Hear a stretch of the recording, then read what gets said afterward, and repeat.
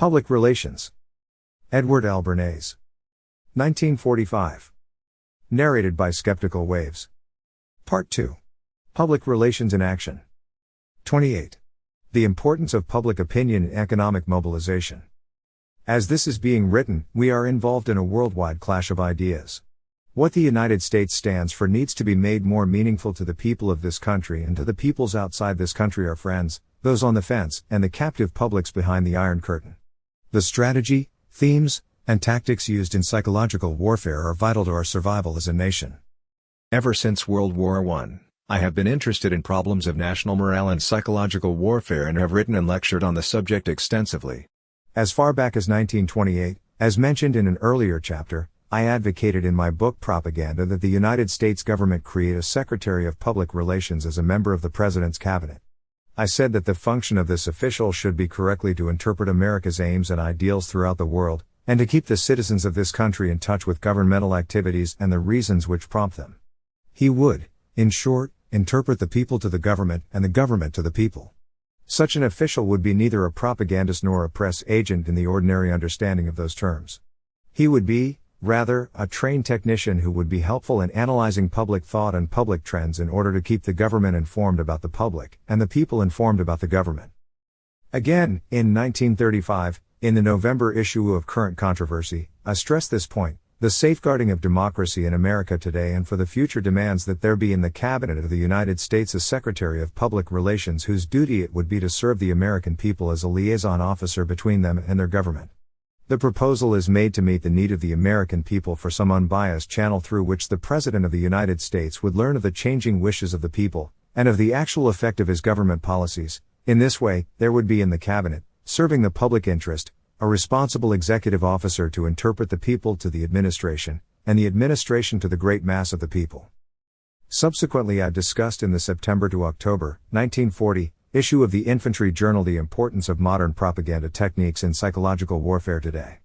And in the May 1941 issue of the Infantry Journal I emphasized that in modern warfare psychological ramparts are as important as physical ramparts.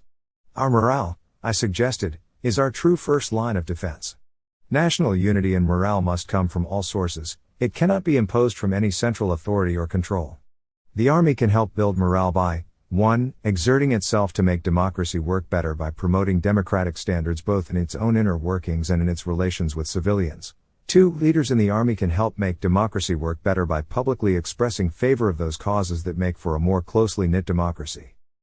3 years after World War II, on June 14, 1948, I addressed the Industrial College of the Armed Forces on the mobilization of public opinion, surveying and analyzing the media and techniques for mobilizing public opinion in a national emergency.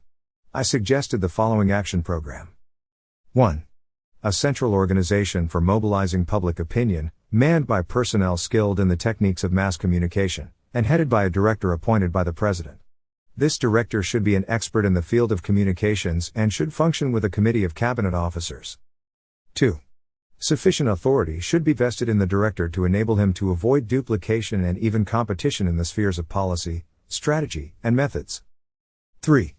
The director would naturally coordinate his public relations strategy and methods with those of the armed forces and of all civilian government agencies. The general structure of the proposed organization would follow that of the Committee on Public Information in World War I and the Office of War Information in World War II, but with this difference that the organization would not be regarded by government leaders as a nuisance, but as a vital part of our defense, and that it would receive the support and expert guidance that it requires. On November 19, 1948, I addressed the Industrial College of the Armed Forces again, this time on public information and then the government. Here I tried to outline a public relations or information and morale program, as a way of ensuring that when and if a war emergency arises in the United States, the people will be as well prepared in morale as the armed forces are in manpower and basic materiel. When I spoke before the Industrial College again on October 11, 1949, the United States was on the road toward economic and military mobilization. With actual armed conflict in Korea joined and the great debate raging here at home over ways and means of preventing a third world war or fighting one if necessary, the question of psychological warfare became one of nationwide concern. It is against this background that this chapter should be read. Once more the United States, facing a world crisis, has dedicated itself to rearmament and economic mobilization. Again, men are being inducted into the armed forces, and the federal government is stockpiling strategic and critical materials. Against the background of the national emergency, public goodwill toward our armed forces is today much greater than at any time since the end of World War II. Despite this important shift in the attitude of the public, however, many people are still unaware how vital a part public opinion plays in rearmament, economic mobilization, and national defense. And civilians are not the only ones guilty of this dangerous underestimation of the importance of public opinion. Many officers in the armed forces suffer from this error, too. Perhaps that is natural. Men trained in the armed forces live by authority and respect it. And rightly so. Without authority there can be no effective military organization. But public opinion in a democracy like ours is something else again. Here authority cannot and does not play the deciding role. Public opinion is made up of individual opinions. It is free and subject to change. In our country, where traditions of freedom and equality prevail, public opinion cannot be mobilized in the same way as men, money, and materials. When a national emergency arises, government cannot take over public opinion and dictate to it, as totalitarian governments can. For industrial and military mobilization to be effective in the United States, we must have the voluntary support of public opinion. Coerced public opinion would be a drastic deviation from the democratic basis of our national life. It would mean the destruction of the very way of life we are fighting to preserve. It would negate our democratic goals and be a step toward totalitarianism. The fact that our public opinion is free helps to make it strong. Men who make up their own minds are stronger and more self-reliant than men whose opinions are forced upon them. It was failure to realize the might of American public opinion that led aggressors in both world wars and in Korea to risk war with us and to go down twice already in defeat and to be on the road again for the third time. An aggressor who recognizes our public opinion as a strong united force which backs our national aims, in peace and war, will not be eager to attack. There is no bigger mistake than to regard the United States as weakest in what actually is our most powerful latent resource, public opinion. In one volume of his World War II memoirs, The Hinge of Fate, Winston Churchill said, "It is easier to infuriate Americans than to cow them." The truth is that public opinion is our greatest asset, and no plan for mobilizing our economic and military resources can afford to ignore it. We need to face one basic fact of 20th century history: the development of humanics. Certainly the dictatorships have faced it and exploited it. Taking advantage of this new knowledge about man and society, they have developed techniques of psychological warfare and the strategy of terror. They have implemented with modern means the Roman slogan "divide and conquer." Often and in many countries they have so dealt with public opinion that they have been able to attain their wicked ends without firing a shot. It is time the democracies learn to use this new knowledge for good, constructive, democratic ends. Because national action in a democracy depends on public opinion, we must develop a new approach to economic and military mobilization and to the conduct of war. Doing so will require expert knowledge of social and individual behavior as well as expert knowledge of communication, of the methods of conveying meaning to the public. Today, the federal government and the armed forces are giving serious attention to this vital matter. They no longer believe that material things are everything and that public opinion can be handled casually through handouts and headlines that glamorize this or that general, this or that policy, in the public mind. How do these new considerations apply to economic mobilization? The dictionary defines mobilization as the act of mobilizing or rendering movable, active assembling, equipping, and preparing military and naval forces for active hostilities, hence, figuratively, the assembly and making ready of various things, as resources, for use. This definition is good as far as it goes, but it is out of date. It speaks only of things and ignores except, perhaps, by implication the resources of the human mind, of public opinion. 2 world wars and the Korean conflict have taught us that war in this century is not wholly physical, if it ever was. For waging war we need men, money, and material. But we also need something else equally important: the united will of the people, the wholehearted support of public opinion. This human resource is as important as our technological resources. Mobilization must be divided into 2 major areas of action. One is the mobilization of men, money, and material for the creation of physical armies and resources in case of war. Right now a plan for this purpose exists. Steps are being taken for the transformation of our peacetime economy into a wartime economy should the need arise. On the basis of this blueprint, we earmark money, material, and men for military purposes, and stockpile munitions, warehouses, and training camps. The second form of mobilization is ideological. What can we do here and now to ensure that public opinion, without which none of these efforts can fully succeed, will be geared to economic mobilization? Is it possible to stockpile public opinion, too? And if so, how can we stockpile it? I believe we can stockpile public opinion just as well as we can stockpile things if we go at it the right way and on a planned basis. This stockpiling of public opinion is a long-range, continuing process that must be carried on by all good Americans in and out of government. We must realize at the outset, as I have stressed throughout this book, that the molding of public opinion cannot depend on words alone. It depends on deed as well. The building of public opinion for economic mobilization must be based on facts, on truth, on the justice of our cause, on an understanding by the people of the danger our country faces, and on the faith of the people in one another. It must also be backed by the realities of a good life within the United States. Americans, like all other people, want psychological and economic security. Efforts to give them this should, if they are successful, produce a vast reserve of favorable public opinion. We can thus stockpile public opinion for times of need by justifying, in reality, the belief of all people in themselves and in their system of society. Faith in the present and the future is the soundest kind of security Americans can have. Unity and strength of attitude and action of the people in time of emergency depends upon this approach. A people worried about security, concerned with status, divided among themselves, cannot be depended upon in a crisis. A continuing activity aimed at bringing about this national unity and devotion to country is basic in building a strong, supporting public opinion. It would, in addition, provide insurance for maintaining morale in peace and war against enemy propaganda from within and outside our borders. Devoting their attitudes and actions to making democracy work might well become an indispensable function of all individuals and groups in and out of government.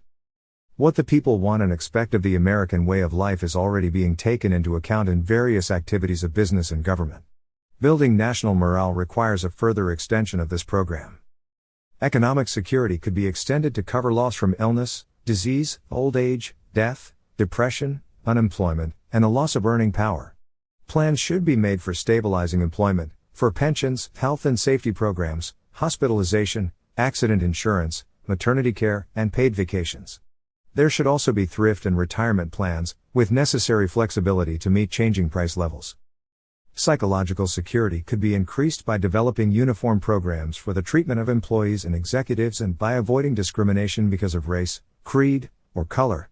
Good working conditions, collective bargaining, and opportunities for job training, education, and advancement can give people a feeling of self-respect and status. This long-range approach would promote high national morale by improving the mental and physical health and the economic security and the education of the American people, and by eliminating disabilities of many kinds.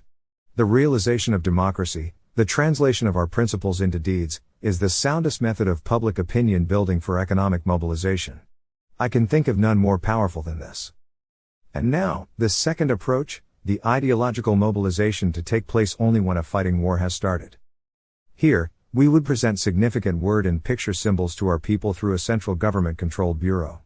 Such a bureau would use the methods practiced successfully in 2 world wars to mobilize public opinion. The bureau would have the difficult 3-pronged task of counteracting the psychological warfare of our enemies from within and without and of building a high morale among our own people.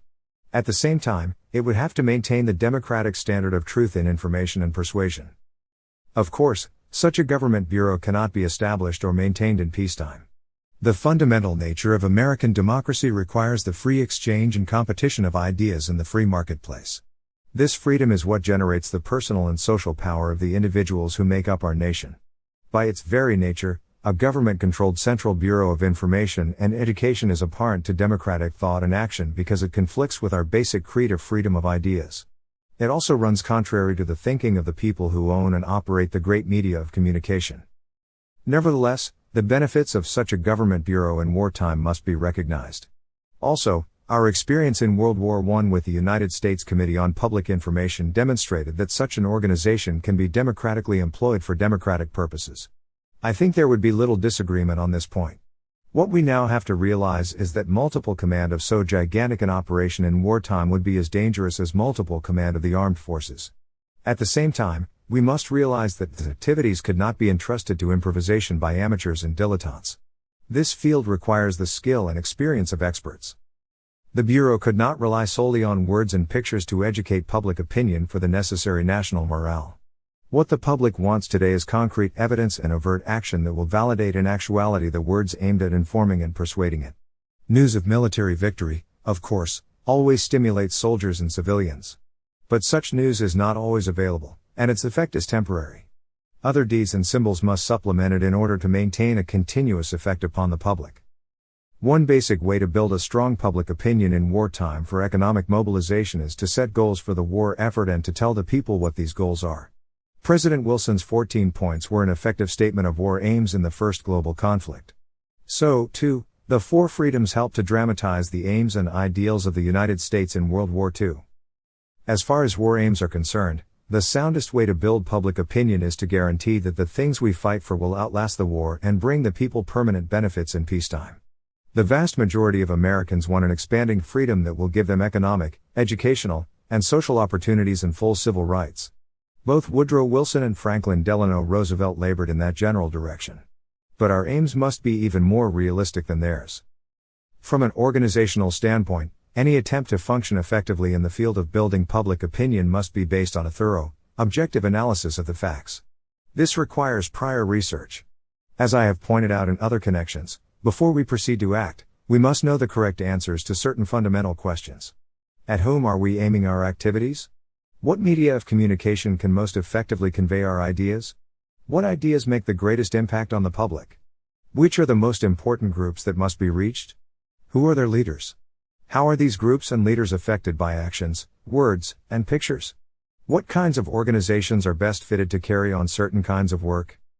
To act with the utmost effectiveness in time of national emergency, we must conduct the necessary research in time of peace. Knowing how to deal with dissension, apathy, ignorance, and prejudice among people is as important for the mobilization of public opinion as a thorough knowledge of industrial capacity is for economic mobilization.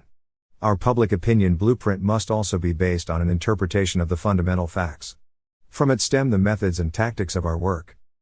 The United States is made up of all kinds of groups and all kinds of people with many different allegiances, of many ethnic stocks, and with many competing interests. In 1940, for example, 29% of our population was composed of foreign-born Americans or Native Americans born of foreign or mixed parentage. Our native-born are 71% of the population, most of them with foreign backgrounds. One of the things that complicates our problem of mobilizing public opinion for the wholehearted support of the national effort in an emergency is that American Negroes, who constitute 10% of our population, as well as Americans of Indian, Oriental, and Latin American background, Catholics in some places and Jews in most, suffer from various discriminations. In the face of such daily economic and social discrimination, it is difficult for these Americans to accept the apparent paradox that all men are created equal. Research also reveals that our nation is stratified along various educational levels. In 1940, for example, the average adult over 21 had spent less than 9 years in school. Nearly 3 million of our fellow citizens of 14 years of age or more are completely illiterate. Only 14% of our adults have been graduated from high school. The mental age of the public is not very high, either. About 58% of our population has an intelligence quotient of 95 to 105. Only 21% are above that level, while 21% are below it. However, this public can be reached via a tremendous network of communication, as listed previously. That huge communication network makes America one room if we know how to speak to it. The themes we use in addressing the public must be based on the thoroughgoing research referred to above. The American people are deeply loyal to certain basic beliefs, such as liberty, freedom, justice, equality, and our economic system. These must provide the rallying points for our activities in appealing to public opinion. The science of semantics is also very useful in this field. Words are shortcuts to human understanding, though they must be effectively utilized to carry weight and significance. Nor can it ever be too much stressed that words are effective only when they are backed by deeds. Now, a word of warning. In the kind of world we live in today, we must face the fact that a central government bureau of information would run the risk in wartime of curtailing our liberties. There is always the danger that a centralized power of public censorship will cover up mistakes in the name of preserving military secrets. These activities may lead to anti-democratic action of one sort or another. We must guard against this situation zealously. But we must also realize that uncoordinated, decentralized activity in the matter of public opinion is the greater of the two dangers. This can bring about disruption, disunity, and a breakdown of morale. That is one more reason why the mobilization of public opinion cannot be left to amateurs, however well-meaning. Only experts in the field, and men who are at the same time deeply rooted in our democratic tradition, can give us the organization and techniques that will educate and mobilize the public for a national emergency, while still maintaining our democratic pattern.